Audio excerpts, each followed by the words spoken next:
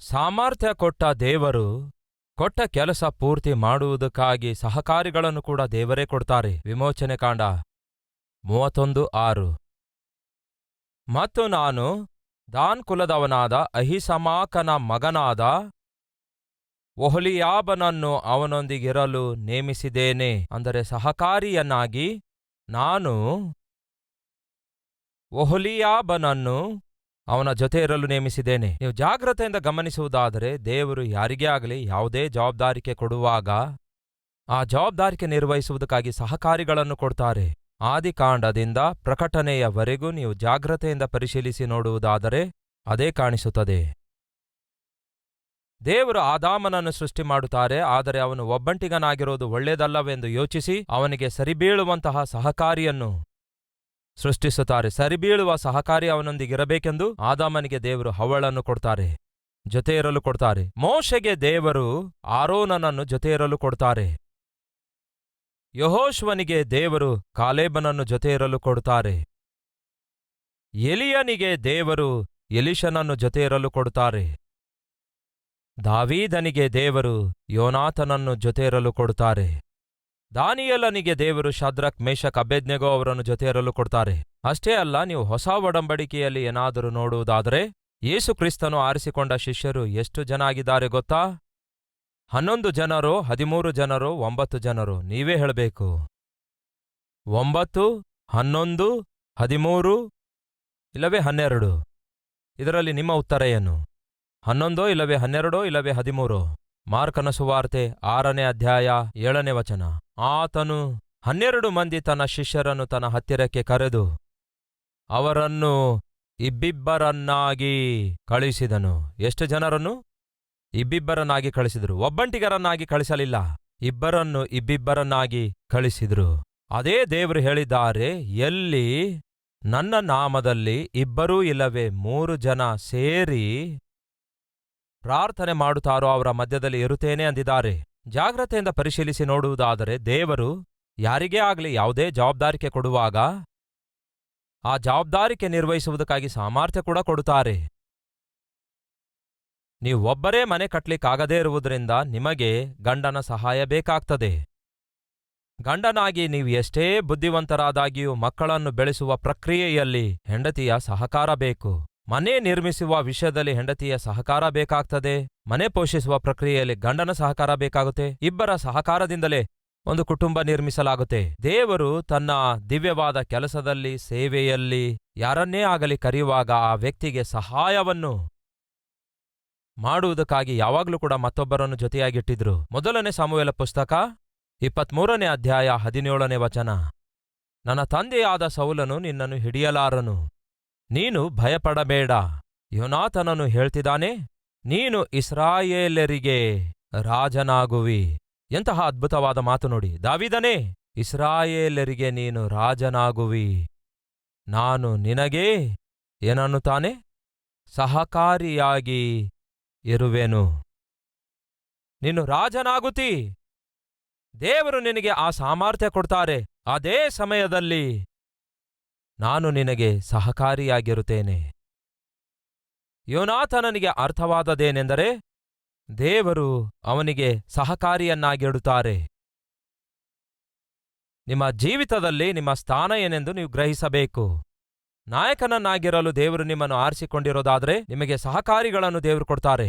ಸಹಕಾರಿಗಳನ್ನಾಗಿ ದೇವರು ನಿಮ್ಮನ್ನು ನೇಮಿಸಿಕೊಂಡಿರೋದಾದರೆ ನಿಮ್ಮನ್ನು ನಡೆಸುವುದಕ್ಕಾಗಿ ನಾಯಕನನ್ನು ದೇವರೇ ಕೊಡ್ತಾರೆ.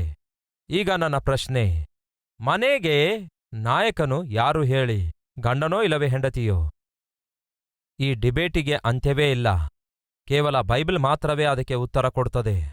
ಮನೆಗೆ ಯಜಮಾನ ಗಂಡನಾಗಿದ್ದಾನೆ. ಒಂದು ಮನೆಯನ್ನು ನಡೆಸಬೇಕಾದದ್ದು ಗಂಡನಾಗಿದ್ದಾನೆ. ದೇವರು ಪುರುಷನನ್ನು ಉಂಟುಮಾಡಿದ ನಂತರ ಪುರುಷನಿಗೆ ಸಹಕಾರಿಯಾಗಿರುವುದಕ್ಕಾಗಿ ಸ್ತ್ರೀಯನ್ನು ಉಂಟುಮಾಡಿದ್ದಾರೆ. ಯಾರು ಸುಪೀರಿಯರ್, ಯಾರು ಇನ್ಫೀರಿಯರ್ ಎಂಬುದನ್ನು ಬಿಟ್ಬಿಡಿ. ದೇವರ ನಿಯಮ ಹೇಗಿದೆ ಎಂದು ಗಮನಿಸಿದ್ರೆ ಸಾಕು.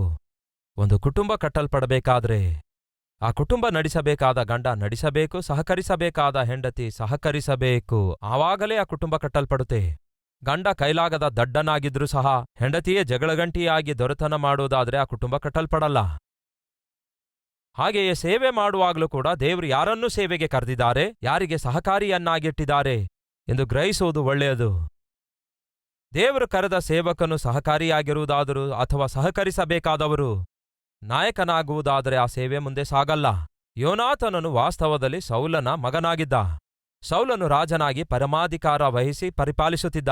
ಅವನ ನಂತರ ರಾಜನಾಗಬೇಕಾದದ್ದು ಯೋನಾತನನು. ಆದರೆ ಯೋನಾತನನಿಗೆ ಅರ್ಥವಾದದ್ದೇನೆಂದರೆ, ನನ್ನ ತಂದೆಯ ನಂತರ ನಾನು ಈ ದೇಶ ಪರಿಪಾಲಿಸುವಂಥದ್ದು ಸಹಜವೇ.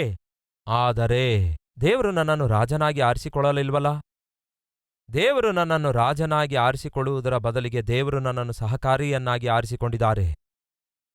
ತನ್ನ ಸ್ವಚಿತ್ತವನ್ನಲ್ಲ ಯೋನಾತನನು ಮಾಡಲಿಚ್ಛಯಿಸಿದ್ದು. ನನ್ನ ತಂದೆ ರಾಜ, ಆನಂತರ ನಾನು ಕೂಡ ಒಂದು ದಿನ ರಾಜನಾಗುತ್ತೇನೆ ಎಂದು ಅಂದುಕೊಳ್ಳಲಿಲ್ಲ. ನನ್ನ ತಂದೆ ರಾಜನು ನಿಜವೇ, ಆದರೆ ಆ ನಂತರ ದೇವರು ನನ್ನನ್ನೆಲ್ಲ ರಾಜನನ್ನಾಗಿ ಆರಿಸಿಕೊಂಡಿದ್ದು, ದಾವೀದನನ್ನು ಆರಿಸಿಕೊಂಡಿದ್ದಾರೆ. ದೇವರ ಚಿತ್ತ ಏನೆಂದು ಗ್ರಹಿಸಿದ, ದೇವರ ಉದ್ದೇಶ ಏನೆಂದು ಗ್ರಹಿಸಿದ, ಅದೇ ರೀತಿಯಾಗಿ ಸೇವೆಯಲ್ಲಿ ಸೇವೆ ಮಾಡುವಂತಹ, ಸೇವೆಯಲ್ಲಿ ಉಪಯೋಗ ಆಗುವ ಪ್ರತಿಯೊಬ್ಬರೂ ಕೂಡ ಗ್ರಹಿಸಬೇಕು. ಹಾಗೆ ಕುಟುಂಬದಲ್ಲೂ ಕೂಡ, ಉದ್ಯೋಗ ಮಾಡುವ ಸ್ಥಳದಲ್ಲೂ ಕೂಡ ಪ್ರತಿಯೊಬ್ಬರು ಗಮನಿಸಬೇಕಾದದ್ದು, ಗ್ರಹಿಸಬೇಕಾದದ್ದು ಏನೆಂದರೆ, ಯಾರು ನಾಯಕನಾಗಿದ್ದಾರೆ, ಯಾರು ಸಹಕಾರಿಯಾಗಿದ್ದಾರೆ. ಬೆಚಲೇಲನನ್ನು ಒಂದು ಕೆಲಸ ಮಾಡುವುದಕ್ಕಾಗಿ ನಾಯಕನನ್ನಾಗಿ ನೇಮಿಸಿ ಸಹಕಾರಿಯನ್ನಾಗಿ ಮತ್ತೊಬ್ಬರನ್ನು ಕೊಟ್ಟಿದ್ದೇನೆ. ಮೋಶೆ ನಾಯಕನು, ಆರೋನನು ಮೋಶೆಯ ಪರವಾಗಿ ಮಾತಾಡುವಂತಹ ಸ್ಪೋಕ್ಸ್ ಮ್ಯಾನ್ ಆಗಿದ್ದ. ಯೆಹೋಶುವ ನಾಯಕನಾಗಿದ್ದ, ಕಾಲೇಬನು ಸಹಕಾರಿಯಾಗಿದ್ದ. ದಾವೀದನು ನಾಯಕನು, ಯೋನಾತನನು ಸಹಕಾರಿಯಾಗಿದ್ದ. ನೀವು ಜಾಗ್ರತೆಯಿಂದ ಪರಿಶೀಲಿಸಿ ನೋಡುವುದಾದರೆ ಹಾಗೆಯೇ ಪೌಲನು ನಾಯಕನು, ಶೀಲನು ಸಹಕಾರಿಯಾಗಿದ್ದ. ಪೌಲನು ನಾಯಕ, ತಿಮೋತಿ ಸಹಕಾರಿಯಾಗಿದ್ದ. ಯಾರು ನಾಯಕರೆಂದು, ಯಾರು ಸಹಕಾರಿಯೆಂದು, ದೇವರ ಕೆಲಸದಲ್ಲಿ, ದೇವರ ಸೇವೆಯಲ್ಲಿ, ದೇವರ ಪ್ರಣಾಳಿಕೆಯಲ್ಲಿ ನಾನು ಸಹಕಾರಿಯಾಗಿದ್ದೇನೋ ಇಲ್ಲವೇ ನಾಯಕನಾಗಿದ್ದೇನೋ ಎಂದು ಗ್ರಹಿಸಿಕೊಳ್ಳಬೇಕಾದ ಜವಾಬ್ದಾರಿಕೆ ನಿಮ್ಮದಾಗಿದೆ. ಆದರೆ ಈ ದಿನ ಪ್ರತಿಯೊಬ್ಬರಿಗಿರುವಂತಹ, ಇಲ್ಲವೇ ಹೆಚ್ಚು ಜನರಿಗಿರುವ ಆಸೆ ಏನೆಂದರೆ, ನಾನು ನಾಯಕನಾಗಬೇಕು, ನಾನು ನಡೆಸುವವನಾಗಿರಬೇಕು. ಮತ್ತೆ ಸಹಕರಿಸೋದ್ಯಾರು? ನಾನು ಆ ಗುಂಪಿಗೆ ಸೇರಿದವನಲ್ಲ, ನಾನು ಸಹಕರಿಸುವ ಜಾತಿಗೆ ಸೇರಿದವನಲ್ಲ, ನನ್ನದು ಸೆಕೆಂಡ್ ಲೈನ್ ಲೀಡರ್ಶಿಪ್ ಅಲ್ಲ, ಫಸ್ಟ್ ಲೈನ್ ಲೀಡರ್ಶಿಪ್ ಆಗಿದೆ ಎಂದು ಹೀಗೆ ಪ್ರತಿಯೊಬ್ಬರು ಕೂಡ ಸಾಧಾರಣವಾಗಿ ಈ ದಿನಗಳಲ್ಲಿ ಸೇವೆಗೆ ಬರುವಂಥವರಲ್ಲಿ ಪ್ರತಿಯೊಬ್ಬರಿಗಿರುವ ಆಸೆ ಏನು ಗೊತ್ತಾ? ನಾನೇ ನಾಯಕನಾಗಬೇಕು, ನಾನೇ ನಡೆಸಬೇಕು, ಪ್ರತಿಯೊಬ್ಬನು ನಡೆಸಬೇಕು ಎಂದು ಪ್ರತಿಯೊಬ್ಬನು ಕಾಲರೇ ಹಾರಿಸೋದಾದರೆ ಮತ್ತೆ ಸಹಕರಿಸುವವರು ಯಾರು? ಅದಕ್ಕಾಗಿಯೇ ಬೈಬಲ್ನಲ್ಲಿ ಯೇಸುಕ್ರಿಸ್ತನು ಹೇಳಿದ್ದಾರೆ, ಮೊದಲು ನಾಯಕನಾಗಬೇಕು ಎಂದು ಬಯಸುವಂಥವನು ಎಲ್ಲರಿಗೂ ಮೊದಲು ಸೇವಕನಾಗಬೇಕು ಎಂದು ಹೇಳ್ತಾರೆ. ಈ ದಿನ ದಾಸನ ಲಕ್ಷಣಗಳಾಗಲಿ, ಹೆಲ್ಪರ್ ಆಗಿ ಸಹಾಯ ಮಾಡುವಂತಹ ವ್ಯಕ್ತಿಯ ಲಕ್ಷಣಗಳಾಗಲಿ ಬಹಳ ಕಡಿಮೆ ಜನರಿಗಿವೆ. ದಯವಿಟ್ಟು ಗಮನಿಸಿ ಪ್ರಿಯರೇ, ಸತೀಶ್ ಕುಮಾರ್ ಆದ ನಾನು ಈ ದಿನ ಇಷ್ಟೊಂದು ಸೇವೆ ಮಾಡುತ್ತಾ ಇರೋದಾದ್ರೆ, ಒಂದು ದೊಡ್ಡ ಸಭೆಗೆ ಸಭಾಪಾಲಕನಾಗಿ ಸೇವೆ ಮಾಡ್ತಿರೋದಾದ್ರೆ, ಎಷ್ಟೋ ಪುಸ್ತಕ ಬರೆದಿರೋದಾದ್ರೆ, ಎಷ್ಟೋ ಹಾಡುಗಳನ್ನು ಬರೆದಿರೋದಾದ್ರೆ, ಇಷ್ಟೊಂದು ಪ್ರಸಂಗಗಳನ್ನು ಮಾಡುತ್ತಾ ಇರೋದಾದ್ರೆ, ನೂರಾರು ಟೆಲಿವಿಷನ್ ಪ್ರೋಗ್ರಾಮ್ಸ್ಗಳನ್ನು ಪ್ರತಿ ತಿಂಗಳು ಪ್ರಸಾರ ಮಾಡ್ತಿರೋದಾದ್ರೆ, ಅದು ಕೇವಲ ಸತೀಶ್ ಕುಮಾರ್ ಆದ ನನ್ನೊಬ್ಬನ ಸಾಮರ್ಥ್ಯವಲ್ಲ, ನನ್ನ ಹಿಂದೆ ಸಹಕರಿಸುವಂತಹ ಒಂದು ಸೈನ್ಯವನ್ನೇ ದೇವರು ಅನುಗ್ರಹಿಸಿರೋದ್ರಿಂದಲೇ ಇದು ಸಾಧ್ಯವಾಗ್ತಿದೆ. ಸೊ ನೀವು ಏನೆಲ್ಲ ಮಾಡಬೇಕು ಎಂದು ದೇವರು ಆಶಿಸುತ್ತಾರೋ ಅದನ್ನು ಮಾಡಲು ಬೇಕಾದಂತಹ ಸಹಕಾರ ಒದಗಿಸುವಂತಹ ಸಹಕಾರಿಗಳನ್ನು ಕೂಡ ದೇವರು ಎಬ್ಬಿಸುತ್ತಾರೆ ಎಂಬ ಈ ವಿಷಯ ಮರೆಯಬೇಡಿ ಪ್ರಿಯರೇ. ಅದೇ ಸಮಯದಲ್ಲಿ ನಿಮ್ಮ ಸ್ಥಾನ ಏನಾಗಿದೆ? ನಾಯಕತ್ವವೋ, ಇಲ್ಲವೇ ನಡೆಸುವಂತಹ ಸ್ಥಾನವೋ, ಇಲ್ಲವೇ ಹಿಂದೆ ಇದ್ದುಕೊಂಡು ಸಹಕರಿಸುವಂತಹ ಸ್ಥಾನವಾಗಿದೆಯೋ? ಏನಾಗಿದೆ ನಿಮ್ಮ ಸ್ಥಾನ? ಯೇಸು ಕ್ರಿಸ್ತನು 12 ಮಂದಿ ಶಿಷ್ಯರನ್ನು ಆರಿಸಿಕೊಳ್ಳುತ್ತಾರೆ. ಆ 12 ಮಂದಿ ಕೂಡ ಪುರುಷರು. ಹಾಗೆ 12 ಮಂದಿ ಶಿಷ್ಯರನ್ನು ಯೇಸುಕ್ರಿಸ್ತನು ಆರಿಸಿಕೊಂಡು ಇಬ್ಬಿಬ್ಬರನ್ನು ಅವರನ್ನು ಕಳುಹಿಸಿ ಸುವಾರ್ತೆ ಪ್ರಕಟಿಸು ಅನ್ನುತ್ತಾರೆ. ಹಾಗಾದರೆ ಸ್ತ್ರೀಯರು ಸೇವೆಯಲ್ಲಿ ಕೆಲಸಕ್ಕೆ ಬರುವುದಿಲ್ಲವೋ? ಸ್ತ್ರೀಯರು ಸೇವೆಯಲ್ಲಿ ಉಪಯೋಗ ಆಗುವುದಿಲ್ಲವೋ?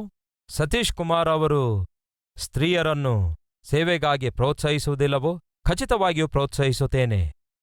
ಈ ದಿನ ನಮ್ಮ ಕಲ್ವರಿ ಟೆಂಪಲ್ನಲ್ಲಿ ಕೆಲವು ಸಾವಿರಾರು ಜನ ಸಹೋದರಿಯರು ಸೇವೆಯಲ್ಲಿ ಪಾಲ್ಗೊಳ್ತಿದ್ದಾರೆ, ಪರಿಚರ್ಯದಲ್ಲಿ ಪಾಲ್ಗೊಳ್ತಿದ್ದಾರೆ. ಅವರವರ ಸೇವೆ ಅವರು ಮಾಡಬೇಕು ಎಂಬುದನ್ನು ಖಚಿತವಾಗಿಯೂ ನಾನು ಬೋಧಿಸುತ್ತೇನೆ. 12 ಮಂದಿ ಶಿಷ್ಯರನ್ನು ದೇವರು ಸೇವೆಗಾಗಿ ಕರೆಯುತ್ತಾರೆ. 12 ಮಂದಿಯನ್ನು ಉಪಯೋಗಿಸಿಕೊಳ್ತಾರೆ. 12 ಮಂದಿಯನ್ನು ಇಬ್ಬಿಬ್ಬರನ್ನಾಗಿ ಡಿವೈಡ್ ಮಾಡ್ತಾರೆ. ಆ 12 ಮಂದಿಯನ್ನು ಸುವಾರ್ತೆ ಸೇವೆ ಮಾಡುವುದಕ್ಕಾಗಿ ಕಳಿಸುತ್ತಾರೆ, ವಾಕ್ಯವನ್ನು ಬೋಧಿಸುವುದಕ್ಕಾಗಿ ಕಳಿಸುತ್ತಾರೆ. ಮತ್ತೆ ಸ್ತ್ರೀಯರು ಏನ್ ಮಾಡಿದ್ದಾರೆ? ಬನ್ನಿ ಏನ್ ಮಾಡಿದ್ದಾರೆಂದು ನೋಡೋಣ. ನಡೆಸುವಂಥವರಾಗಿದ್ದರೋ ಇಲ್ಲವೇ ಸಹಕರಿಸುವಂಥವರಾಗಿದ್ರು? ನೋಡೋಣ ಬನ್ನಿ. ಲೂಕನ ಸುವಾರ್ತೆ 8ನೇ ಅಧ್ಯಾಯ 1ರಿಂದ ಕೆಲವು ವಚನಗಳು. ತರುವಾಯ ಆತನು ದೇವರ ರಾಜ್ಯದ ಸುವಾರ್ತೆಯನ್ನು ಸಾರುತ್ತಾ ಊರುಗಳಲ್ಲಿಯೂ ಗ್ರಾಮಗಳಲ್ಲಿಯೂ ಸಂಚರಿಸಿದನು. ಆತನ ಸಂಗಡ 12 ಮಂದಿ ಶಿಷ್ಯರೂ ಇದ್ದರು. ಯಾರು ಈ 12 ಮಂದಿ ಶಿಷ್ಯರು? ದೇವರಿಂದ ಆರಿಸಲ್ಪಟ್ಟು ಇಬ್ಬಿಬ್ಬರಾಗಿ ವಿಭಜಿಸಲ್ಪಟ್ಟು ಗ್ರಾಮಗಳಿಗೆ ಕಳುಹಿಸಲ್ಪಟ್ಟು ಸುವಾರ್ತೆಯನ್ನು ವಾಕ್ಯವನ್ನು ಸಾರುವುದಕ್ಕಾಗಿ ಆರಿಸಲ್ಪಟ್ಟಿರುವ ಈ 12 ಮಂದಿ ಪುರುಷರೇ 12 ಮಂದಿ ಶಿಷ್ಯರೆಂದು ಕರೆಯಲ್ಪಟ್ರು. ಮತ್ತೆ ಸ್ತ್ರೀಯರು ಸೇವೆ ಮಾಡುವುದಿಲ್ಲವೋ?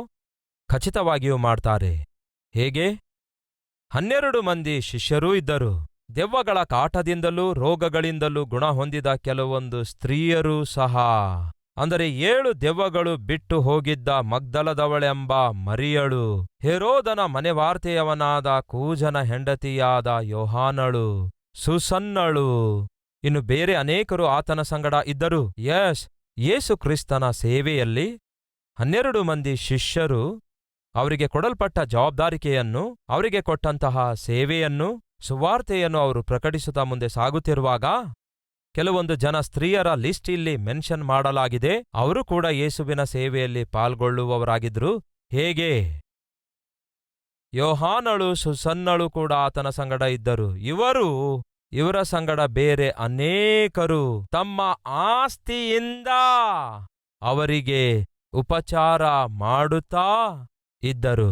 ಸಹಕಾರ ಉಪಚಾರ ಅಂದರೆ ಅವರಿಗೆ ಸೇವೆ ಮಾಡುತ್ತಾ ಇದ್ರು. ಮುಂದೆ ಇದ್ದುಕೊಂಡು ನಡೆಸುವಂಥವರು ಮುಂದೆ ಇದ್ದುಕೊಂಡು ನಡೆಸುತ್ತಾ ಇದ್ರು. ಹಿಂದೆ ಇದ್ದುಕೊಂಡು ಸಹಕರಿಸುವಂಥವರು ಸಹಕರಿಸುತ್ತಾ ಇದ್ರು. ಆದಾಮನನ್ನು ದೇವರು ಸೃಷ್ಟಿಸಿದ್ರು, ಸಹಕಾರಿಯನ್ನಾಗಿ ಸ್ತ್ರೀಯನ್ನು ಸೃಷ್ಟಿಸಿದ್ರು. ಇದು ದೇವರ ವಿಧಾನ. ಪುರುಷನಿಗೆ ಒಂದು ಜವಾಬ್ದಾರಿಕೆಯನ್ನು ದೇವರು ಕೊಟ್ಟಿದ್ದಾರೆ. ಪುರುಷನಿಗೆ ಸೇವೆ ಮಾಡಲು ದೇವರು ಒಂದು ಕರೆ ಕೊಟ್ಟಿದ್ದಾರೆ. ಸಹಕರಿಸುವುದಕ್ಕಾಗಿ ಆ ಪುರುಷನಿಗೆ ಸ್ತ್ರೀಯನ್ನು ಕೊಟ್ಟಿದ್ದಾರೆ. 12 ಮಂದಿ ಶಿಷ್ಯರನ್ನು ಯೇಸುಕ್ರಿಸ್ತನು ಆರಿಸಿಕೊಳ್ಳುತ್ತಾರೆ. ಅವರನ್ನು ಸುವಾರ್ತೆ ಪ್ರಕಟಿಸಿರಿ ಎಂದು ಹೇಳಿ ಕಳಿಸುತ್ತಾರೆ. ಅವರ ಹಿಂದೆ ಸುವಾರ್ತೆ ಪ್ರಕಟಿಸುವಂಥವರ ಹಿಂದೆ ಇದ್ದುಕೊಂಡು ಸಹಕರಿಸುವಂಥವರಾಗಿದ್ದು ಸೇವೆಯನ್ನು ಎತ್ತಿ ಹಿಡಿದರು. ಇದು ಬೈಬಲಿನ ವಿಧಾನ. ಈ ದಿನಗಳಲ್ಲಿ ಬಹಳಷ್ಟು ವಿಧಾನಗಳು ಹೊಸದಾಗಿ ಬರ್ತಿವೆ. ಅವರಿಗಿರುವಂತಹ ತತ್ವಗಳ ಮೇರೆಗೆ ಬೈಬಲನ್ನು ಪಕ್ಕಕ್ಕೆ ತಳ್ಳಿ ಹಾಕಿದ್ದಾರೆ. ಅವರಿಗಿರುವ ತತ್ವವಾಗಲಿ ವ್ಯಕ್ತಿತ್ವವಾಗಲಿ ಬಯಲ್ಪಡಿಸುತ್ತಿದ್ದಾರೆ. ಯಾವುದು ಏನೇ ಆಗಿರಲಿ, ದೇವರ ವಾಕ್ಯ ಪ್ರೀತಿಸುವ ಕ್ರೈಸ್ತಿಯ ಸಮಾಜವೇ, ಕ್ರೈಸ್ತಿಯ ಸಭೆಯೇ ವಾಕ್ಯವನ್ನೇ ಅರ್ಥ ಮಾಡಿಕೊಳ್ಳುವ ಪ್ರಯತ್ನ ಮಾಡಿರಿ. ವಾಕ್ಯವನ್ನೇ ಗ್ರಹಿಸಿಕೊಳ್ಳುವ ಪ್ರಯತ್ನ ಮಾಡಿರಿ. ಪ್ರಿಯ ಸೇವಕರೇ, ವಾಕ್ಯಾನುಸಾರವಾಗಿ ನಿಮ್ಮ ಸೇವೆಯನ್ನು ಮುಂದುವರಿಸುವ ಪ್ರಯತ್ನ ಮಾಡಿರಿ. ಯಾರು ನಡೆಸಬೇಕು, ಯಾರು ಸಹಕರಿಸಬೇಕು ಎಂದು ತಿಳಿದುಕೊಳ್ಳುವುದಾದರೆ ಚೆನ್ನಾಗಿರುತ್ತೆ. ಬೆಚಲೇಲನು ನಡೆಸುವವನಾಗಿದ್ದನು. ಆನಂತರ ಒಹೊಲಿಯಾಬನು ಸಹಕರಿಸುವವನಾಗಿದ್ದನು ಎಂಬ ಈ ವಿಷಯ ಮರೆಯಬೇಡಿ ಪ್ರಿಯರೇ. ಮೊದಲನೇದಾಗಿ ಸಾಮರ್ಥ್ಯವನ್ನು ಕೊಡ್ತಾರೆ ದೇವರು ಒಂದು ಕೆಲಸ ನಿಮಗೆ ಕೊಡುವಾಗ. ಎರಡನೇದಾಗಿ ಸಹಕರಿಸುವವರನ್ನು ಕೂಡ ದೇವರು ನಿಮಗೆ ಕೊಡ್ತಾರೆ. ಮೂರನೇದಾಗಿ ಸಮಯೋಚಿತವಾದ ಜ್ಞಾನವನ್ನು ದೇವರು ನಿಮಗೆ ಕೊಡ್ತಾರೆ. ಸಾಮರ್ಥ್ಯವನ್ನು ಕೊಟ್ಟು ಸಹಕರಿಸುವವರನ್ನು ಕೊಟ್ಟು ಸಮಯೋಚಿತವಾದ ಜ್ಞಾನ ಕೊಡದಿದ್ದರೆ ನೀವು ಸೇವೆಯಲ್ಲಿ ಮುಂದೆ ಸಾಗುವಂಥದ್ದು ಸಾಧ್ಯವಾಗಲ್ಲ. ಇಲ್ಲವೇ ನಿಮ್ಮ ಕೆಲಸದಲ್ಲಿ, ನಿಮ್ಮ ಸೇವೆಯಲ್ಲಿ ಮುಂದಕ್ಕೆ ಸಾಗುವಂಥದ್ದು ಸಾಧ್ಯವಾಗಲ್ಲ. ನೀವು ಯಾವುದೇ ಕೆಲಸ ಮಾಡುವಾಗ, ಆ ಕೆಲಸ ಮಾಡಬೇಕಾದಾಗ, ಆ ಕೆಲಸ ಮುಂದುವರಿಸುವುದಕ್ಕಾಗಿ, ಆ ಕೆಲಸ ಕಡೆಗಾಣಿಸುವುದಕ್ಕಾಗಿ ಏನ್ಬೇಕು? ಜ್ಞಾನ ಬೇಕು. ಮತ್ತೊಮ್ಮೆ ಜ್ಞಾಪಕಗೊಳಿಸುತ್ತೇನೆ. ಜ್ಞಾನ ಉಳ್ಳಂತಹ ಸ್ತ್ರೀ ಏನ್ ಮಾಡುತ್ತಾಳಂತೆ? ತನ್ನ ಮನೆಯನ್ನು ಕಟ್ಟಿಕೊಳ್ತಾಳೆ. ಅಂದರೆ ಒಬ್ಬ ಸ್ತ್ರೀ ಮನೆ ಕಟ್ಟಿಕೊಳ್ಬೇಕಾದ್ರೆ ಜ್ಞಾನ ಬೇಕು. ಹಾಗೆಯೇ ಬೈಬಲ್ ಹೇಳ್ತದೆ, ಜ್ಞಾನ ಉಳ್ಳವರಾಗಿ ನೀವು ನಿಮ್ಮ ಹೆಂಡತಿಯೊಂದಿಗೆ ಸಂಸಾರ ಮಾಡಿರಿ. ಗಂಡನು ಕೂಡ ಜ್ಞಾನದಿಂದಲೇ ಕುಟುಂಬ ಕಟ್ಟಿಕೊಳ್ಳಬಹುದು, ಹೆಂಡತಿಯೊಂದಿಗೆ ಸಂಸಾರ ಮಾಡಬಹುದು. ನಿಮ್ಮಲ್ಲಿ ಯಾವನಿಗಾದರೂ ಜ್ಞಾನ ಕಡಿಮೆ ಇರುವುದಾದ್ರೆ ಅವನು ನನ್ನನ್ನು ಬೇಡಿಕೊಳ್ಳಲಿ, ನಾನು ಕೊಡ್ತೇನೆ ಅಂದಿದ್ದಾರೆ ದೇವರು. ಸ್ಟೂಡೆಂಟ್ಸ್ಗಳಿಗೆ ಎಕ್ಸಾಮ್ನಲ್ಲಿ ಜಯ ಸಾಧಿಸಬೇಕಾದ್ರೆ ಜ್ಞಾನ ಬೇಕು. ಕೆಲಸ ಮಾಡುವವರಿಗೆ, ಉದ್ಯೋಗ ಮಾಡುವವರಿಗೆ, ವ್ಯಾಪಾರ ಮಾಡುವವರಿಗೆ, ಯಾವುದೇ ಕೆಲಸ ಮಾಡುವವರಿಗೆ ಜ್ಞಾನ ಬೇಕು. ಆ ಜ್ಞಾನವನ್ನು ದೇವರು ಖಚಿತವಾಗಿಯೂ ಅನುಗ್ರಹಿಸುತ್ತಾರೆ. 20 ಲಕ್ಷ ಮಂದಿಯನ್ನು ಮೋಶೆ ಆ ಅರಣ್ಯ ಮಾರ್ಗದಲ್ಲಿ ನಡೆಸಿದ ಪ್ರಿಯರೇ. ಅಷ್ಟೊಂದು ಜನರನ್ನು ನಡೆಸಲು ಏನ್ ಬೇಕಾಗುತ್ತೆ ಹೇಳಿ? ಜ್ಞಾನ ಬೇಕು. 30 ಲಕ್ಷ ಮಂದಿಯನ್ನು ಯೆಹೋಶುವನು ನಡೆಸುತ್ತಾನೆ ಪ್ರಿಯರೇ. ಅಷ್ಟೊಂದು ಜನರನ್ನು ನಡೆಸುವುದಕ್ಕಾಗಿ, ಅಷ್ಟು ಮಾತ್ರವಲ್ಲ 31 ರಾಜರುಗಳ ಮೇಲೆ ಜಯ ಸಾಧಿಸುವುದಕ್ಕಾಗಿ ಯೆಹೋಶುವನಿಗೆ ಏನ್ಬೇಕು? ಜ್ಞಾನ ಬೇಕು. ದೇವರು ನಿಮಗೆ ಕೊಟ್ಟ ಸೇವೆ ಏನೇ ಆದಾಗ್ಯೂ, ಪರಿಚರ್ಯೆ ಏನೇ ಆದಾಗ್ಯೂ, ದೇವರ ಪ್ರಣಾಳಿಕೆ ಏನೇ ಆದಾಗ್ಯೂ ಅದನ್ನು ನೆರವೇರಿಸಲು ದೇವರು ಸಾಮರ್ಥ್ಯವನ್ನು ಕೊಡ್ತಾರೆ, ಸಹಕರಿಸುವಂಥವರನ್ನು ಕೊಡ್ತಾರೆ. ಅಷ್ಟು ಮಾತ್ರವಲ್ಲ, ಸಮಯೋಚಿತವಾದ ಜ್ಞಾನವನ್ನು ಕೂಡ ಅನುಗ್ರಹಿಸುತ್ತಾರೆ. ಅಷ್ಟಕ್ಕೂ ಜ್ಞಾನವನ್ನು ಸಂಪಾದಿಸಬೇಕಾದ್ರೆ ನಾವೇನ್ ಮಾಡಬೇಕು? ಒಮ್ಮೆ ಒಂದು ಬ್ಯಾಂಕ್ನಲ್ಲಿ ಹೊಸದಾಗಿ ಮ್ಯಾನೇಜರ್ ಬರ್ತಾರೆ. ಒಬ್ಬ ಯವನಸ್ಥನು ಮ್ಯಾನೇಜರ್ ಆಗಿ ಬರ್ತಾನೆ. ಹಾಗೆ ಯವನಸ್ಥನು ಮ್ಯಾನೇಜರ್ ಆಗಿ ಬಂದಾಗ ಆ ಬ್ಯಾಂಕ್ ಅನ್ನು ಯಶಸ್ಸಿನ ಕಡೆಗೆ ನಡೆಸಬೇಕಾದರೆ, ಪ್ರಾಫಿಟ್ಗೆ ತೆಗೆದುಕೊಂಡು ಹೋಗಬೇಕಾದರೆ, ಬೇರೆ ಎಲ್ಲಾ ಬ್ರಾಂಚ್ಗಳಿಗಿಂತ ನನ್ನ ಬ್ರಾಂಚ್ ಉತ್ತಮವಾದ ಬ್ರಾಂಚ್ ಎಂದು ತೋರಿಸಬೇಕಾದ್ರೆ ಏನ್ ಮಾಡಬೇಕು ಎಂದು ಆಲೋಚಿಸುತ್ತಾ ಅದೇ ಬ್ಯಾಂಕಿನಲ್ಲಿ ಬಹಳ ಕಾಲದಿಂದ ಕೆಲಸ ಮಾಡುತ್ತಿರುವಂತಹ ಅನುಭವಸ್ಥನಾಗಿರುವ ಕ್ಯಾಷರಿಗೆ ಕರೆಸುತ್ತಾನೆ. ಕರೆಯಿಸಿ, ಸರ್, ನೀವು ಬಹಳ ಕಾಲದಿಂದ ಈ ಬ್ಯಾಂಕಲ್ಲಿ ಕೆಲಸ ಮಾಡ್ತಿದ್ದೀರಲ್ಲವೇ? ಹೌದು. ನಮ್ಮ ಬ್ರಾಂಚ್ ಅನ್ನು ಉನ್ನತವಾದ ಸ್ಥಿತಿಗೆ ನಾವು ಕೊಂಡೊಯ್ಯಬೇಕು ಎಂದು ಆಶಿಸುತ್ತಿದ್ದೇನೆ ಅಂದಾಗ, ಒಳ್ಳೆಯದು ಸಾರ್, ಈ ಪ್ರಕ್ರಿಯೆಯಲ್ಲಿ ನನಗೆ ನಿಮ್ಮ ಸಲಹೆ ಬೇಕು.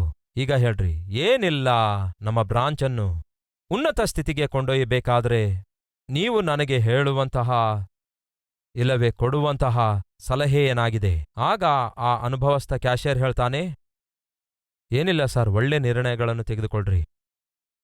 ನಮ್ಮ ಬ್ರಾಂಚ್ ಉನ್ನತ ಸ್ಥಿತಿಗೆ ಸೇರಬೇಕಾದರೆ ಒಳ್ಳೆ ನಿರ್ಣಯಗಳನ್ನು ತೆಗೆದುಕೊಳ್ಳ್ರಿ ಅಂದಾಗ ಅವನು ಹೇಳ್ತಾನೆ, ಆ ಹೊಸದಾಗಿ ಬಂದಿರುವಂತಹ ಯವನಸ್ಥನಾದ ಬ್ಯಾಂಕ್ ಮ್ಯಾನೇಜರ್ ಹೇಳೋದೇನೆಂದ್ರೆ, ಒಳ್ಳೆ ನಿರ್ಣಯ ತೆಗೆದುಕೊಳ್ಳೋದು ಒಳ್ಳೆಯದೇ. ಆ ಒಳ್ಳೆ ನಿರ್ಣಯಗಳನ್ನು ನಾನು ತೆಗೆದುಕೊಳ್ಳಬೇಕಾದರೆ ನಾನು ಏನನ್ನು ಹೊಂದಿಕೊಂಡಿರಬೇಕು? ಆಗ ಆ ಕ್ಯಾಷಿಯರ್ ಹೇಳ್ತಾನೆ, ನೀವು ಒಳ್ಳೆ ನಿರ್ಣಯ ತೆಗೆದುಕೊಳ್ಬೇಕಾದ್ರೆ ನಿಮಗೆ ಅನುಭವ ಬೇಕು. ಸರಿ, ನನಗೆ ಅನುಭವ ಬರಬೇಕಾದ್ರೆ ನಾನೇನ್ ಮಾಡಬೇಕು? ಆಗ ಕ್ಯಾಷಿಯರ್ ಹೇಳ್ತಾನೆ, ತಪ್ಪುಗಳನ್ನು ಮಾಡ್ರಿ.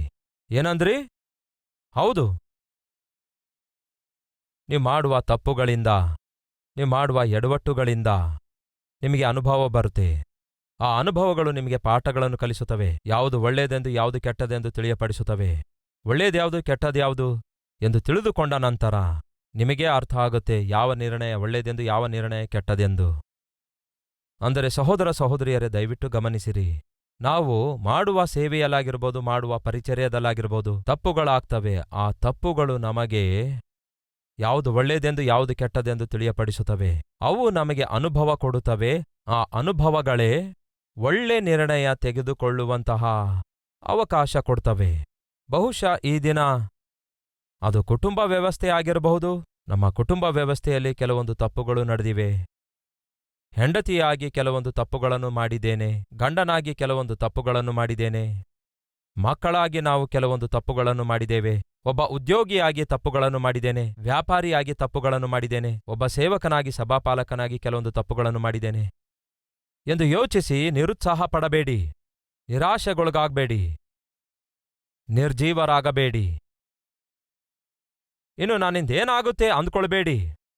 ಆ ತಪ್ಪುಗಳೆಲ್ಲವನ್ನೂ ಅನುಭವವನ್ನಾಗಿ ಮಾಡಿಕೊಳ್ಳಿರಿ. ಆ ಅನುಭವಗಳೊಂದಿಗೆ ಒಳ್ಳೆ ನಿರ್ಣಯಗಳನ್ನು ತೆಗೆದುಕೊಳ್ಳ್ರಿ. ನಿಮಗೆ ಗೊತ್ತು ಗತಕಾಲದ ತಪ್ಪು ನಿರ್ಣಯಗಳಿಂದ ಎಷ್ಟು ನಷ್ಟ ಹೋದೀರೆಂದು. ನಿಮಗೆ ಗೊತ್ತು ಕೆಲವೊಂದು ಒಳ್ಳೆ ನಿರ್ಣಯ ತೆಗೆದುಕೊಳ್ಳುವುದರಿಂದ ಎಷ್ಟು ಲಾಭವಾಯ್ತೆಂದು. ಅಂದರೆ ನಷ್ಟ ಉಂಟು ಮಾಡುವ ನಿರ್ಣಯಗಳಿವೆ, ಆಶೀರ್ವಾದ ತರುವ ನಿರ್ಣಯಗಳು ಕೂಡ ಇವೆ ಎಂದು ಅನುಭವಪೂರ್ವಕವಾಗಿ ತಿಳ್ಕೊಂಡಿದ್ದೀರಿ. ಈಗ ಅನುಭವ ಬಂದಿದೆ. ಅದಕ್ಕೆ ಹೇಳೋದೇನೆಂದರೆ, ಸಮಯೋಚಿತವಾದ ಜ್ಞಾನ, ಅನುಭವಪೂರ್ವಕವಾಗಿ ಒಬ್ಬ ವ್ಯಕ್ತಿ ಕೊಡುವ ಸಲಹೆಯಾಗಿರಬಹುದು, ಕೊಡುವ ಸೂಚನೆಯಾಗಿರಬಹುದು, ಖಚಿತವಾಗಿಯೂ ಅಂಗೀಕರಿಸಲ್ಪಡುತ್ತೆ. ಕಾರಣವೇನೆಂದರೆ ಅಂಥವರು ಅನುಭವಪೂರ್ವಕವಾಗಿ ಸೂಚನೆ ಕೊಡ್ತಾರೆ, ಸಲಹೆ ಕೊಡ್ತಾರೆ. ಅನೇಕ ದೇಶಗಳಿಗೆ ನನ್ನನ್ನು ಕರೆಯುತ್ತಾರೆ ವಾಕ್ಯ ಸಾರುವುದಕ್ಕಾಗಿ. ಪ್ರಾಮುಖ್ಯವಾಗಿ ಒಂದು ಸಭೆಯನ್ನು ಅಭಿವೃದ್ಧಿಪಡಿಸಿಕೊಳ್ಳಬೇಕಾದರೆ, ಒಂದು ಸಭೆ ಫಲಿಸಬೇಕಾದರೆ ಅದಕ್ಕೆ ಚರ್ಚ್ ಗ್ರೋತ್ ಕಾನ್ಫರೆನ್ಸಸ್ ಅನ್ನುತ್ತಾರೆ. ಹೇಗೆ, ಯಾವ ರೀತಿಯಾಗಿ ಒಂದು ಸಭೆಯನ್ನು ಅಭಿವೃದ್ಧಿಪಡಿಸಿಕೊಳ್ಳಬಹುದು ಎಂದು ನೀವು ಬಂದು ಆ ಸಂದೇಶಗಳನ್ನು ಕೊಡಿರಿ ಎಂದು ಕೇಳ್ತಾರೆ. ಯಾಕೆಂದರೆ ಅದರಲ್ಲಿ ಅನುಭವ ಹೊಂದಿದ್ದೇವೆ. ಎಕ್ಸಾಂಪಲ್, ಪಾಲ್ ಆಂಗಿಚೋ ಅವರು ಸಭೆಯನ್ನು ಸ್ಥಾಪಿಸಿದಾಗ ಮೊದಲ 10 ವರ್ಷಗಳಲ್ಲಿ 8,000 ಮಂದಿ ಸದಸ್ಯರಿದ್ರು. ಪ್ರಪಂಚದಲ್ಲೇ ಅತ್ಯಂತ ದೊಡ್ಡ ಸಭೆಯಾಗಿ ಪಾಲ್ ಆಂಗಿಚೋ ಅವರ ಸಭೆ ಕರೆಯಲ್ಪಡ್ತಾ ಇತ್ತು, ಗುರುತಿಸಲಾಗಿತ್ತು. ಆದರೆ ಒಂದು ಸಂದರ್ಭದಲ್ಲಿ ಅದೇ ಪಾಲ್ ಎಂಗಿಚೋ ಅವರ ಸಭೆ ಆಶ್ಚರ್ಯಕ್ಕೊಳಗಾಯಿತು, ವಿಸ್ಮಯಗೊಂಡಿತು, ಆನಂದಿಸಿತು. ಅದೇ ವಿಷಯವನ್ನು ಪಾಲ್ ಎಂಗಿಚೋ ಅವರ ಸಭೆಯಲ್ಲಿ ಸ್ಕ್ರೀನ್ನಲ್ಲಿ ನಮ್ಮ ಕಲ್ವರಿ ಟೆಂಪಲ್ ಅನ್ನು ತೋರಿಸುತ್ತಾ, ಒಂದು ಅದ್ಭುತವಾದ ಸಭೆ ಭಾರತ ದೇಶದಲ್ಲಿ ದೇವರ ಶಕ್ತಿಯಿಂದಲೂ ವಾಕ್ಯದಿಂದಲೂ ನಡೆಸಲ್ಪಡುತ್ತಾ ಇದೆ. ಸಭೆ ಆರಂಭಿಸಿ 8 ವರ್ಷಗಳಲ್ಲಿಯೇ 1 ಲಕ್ಷಕ್ಕೂ ಅಧಿಕವಾದ ಸದಸ್ಯರನ್ನು ಹೊಂದಿರುವ ಸಭೆ ಪ್ರಪಂಚದಲ್ಲಿ ಅತ್ಯಂತ ವೇಗವಾಗಿ ಬೆಳೆಯುತ್ತಿರುವ, ಅಭಿವೃದ್ಧಿ ಹೊಂದುತ್ತಿರುವ ಸಭೆಯಾಗಿ ಈ ದಿನ ಬೆಳೆಯುತ್ತಾ ಬರುತ್ತಿದೆ ಎಂದು ಹೀಗೆ ಅವರೇ ಅವರ ಸಭೆಯಲ್ಲಿ ನಮ್ಮ ಕಲ್ವರಿ ಟೆಂಪಲ್ ಕುರಿತಾದ ವಿಡಿಯೋವನ್ನು ಪ್ರಸಾರ ಮಾಡಿಸಿದ ನಂತರ ನನಗೆ ಕರೆದ್ರು. ಯಾಕೆಂದರೆ ಅವರ ಉದ್ದೇಶ ಏನಿತ್ತು ಗೊತ್ತಾ? ಪಾಲ್ ಎಂಗಿಚೋ ಅವರ ಸಭೆ 10 ವರ್ಷಗಳವರೆಗೂ 8,000 ಜನ ಸದಸ್ಯರಿರೋದಾದರೆ ಕಲ್ವರಿ ಟೆಂಪಲ್ನಲ್ಲಿ 8 ವರ್ಷಗಳಲ್ಲಿಯೇ ಲಕ್ಷಕ್ಕೂ ಹೆಚ್ಚು ಸದಸ್ಯರಾದರು. ಇದು ಹೇಗೆ ಸಾಧ್ಯವಾಯಿತು?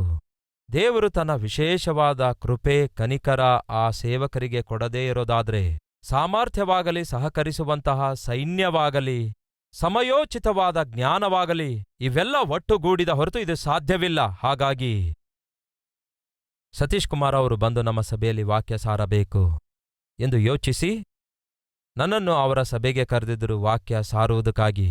ಅದೇ ಸಮಯದಲ್ಲಿ ಅದೇ ಪಾಲ್ ಎಂಗಿಚೋ ಅವರು ಚರ್ಚ್ ಗ್ರೋತ್ ಇಂಟರ್ನ್ಯಾಷನಲ್ ಎಂಬ ಒಂದು ಸಂಸ್ಥೆಯನ್ನು ಪ್ರಾರಂಭಿಸಿ, ಆಯಾ ದೇಶಗಳಲ್ಲಿ ಆಯಾ ಪ್ರಾಂತ್ಯಗಳಲ್ಲಿ ಚರ್ಚ್ ಗ್ರೋತ್ ಕಾನ್ಫರೆನ್ಸಸ್ ಆಗಿರಬಹುದು, ಅದೇ ರೀತಿ ಸೇವಕರೆಲ್ಲರ ಮಧ್ಯದಲ್ಲಿ ಐಕ್ಯತೆ ತರುವಂತಹ ಪ್ರಯತ್ನ ಮಾಡ್ತಿದ್ದಾರೆ.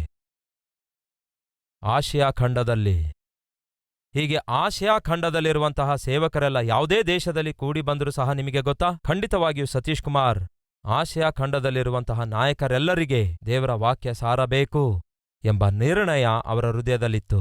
ಜಪಾನ್ಗೆ ಕರೆದಾಗ ಹೋದೆ.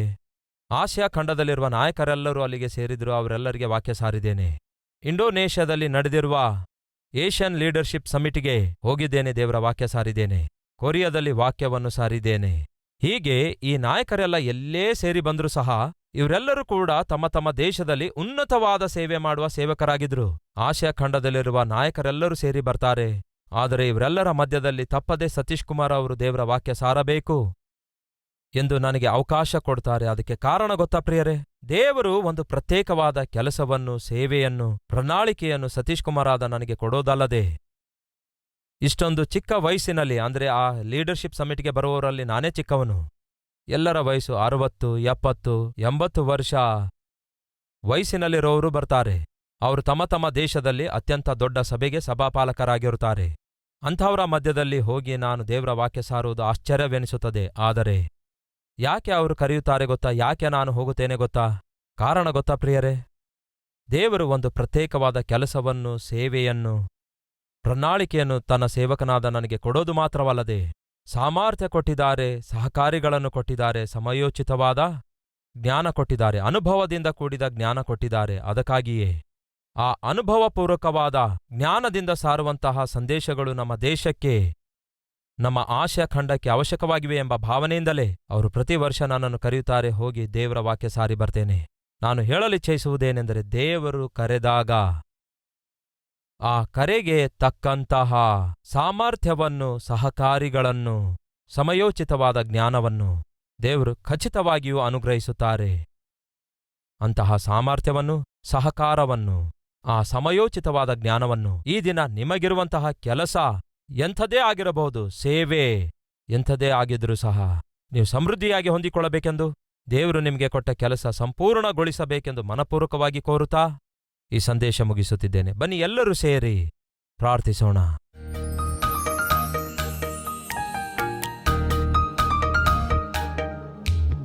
ಪರಿಶುದ್ಧನಾದ ತಂದೆಯೇ, ನಿಮ್ಮ ಸೇವೆಯಾಗಿರಬಹುದು, ನೀವು ಕೊಟ್ಟ ಕೆಲಸವಾಗಿರಬಹುದು, ನಾವು ಮಾಡುತ್ತಾ ಮುಂದಕ್ಕೆ ಸಾಗುತ್ತಿರುವಾಗ ತಪ್ಪುಗಳಾಗುವುದು ಸಹಜ.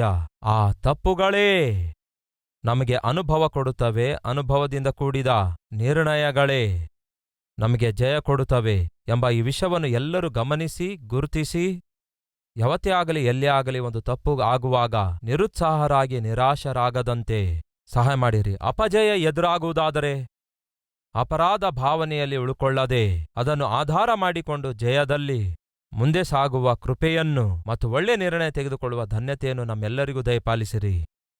ಈ ಅಮೂಲ್ಯವಾದ ಸಂದೇಶ ದೇವರೇ ಪ್ರತಿಯೊಬ್ಬರ ಹೃದಯದಲ್ಲಿ ಪ್ರತಿಫಲಿಸುವಂತೆ ಮಾಡಿರಿ. ನಿಮ್ಮ ಪ್ರಣಾಳಿಕೆ ಅನುಗ್ರಹಿಸಿದ ದೇವರೇ, ನಮಗೆ ಬೇಕಾದ ಸಾಮರ್ಥ್ಯವನ್ನು ಅನುಗ್ರಹಿಸಿರಿ. ಮಾತ್ರವಲ್ಲ, ನಮಗೆ ಸಹಕಾರಿಗಳನ್ನು ಅನುಗ್ರಹಿಸಿರಿ.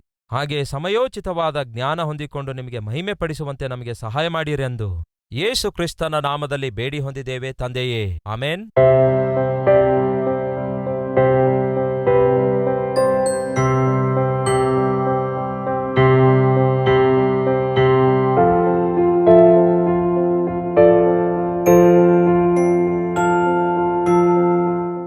Address Calvary, Post Box number 30, Kukatpalli, Hyderabad 72.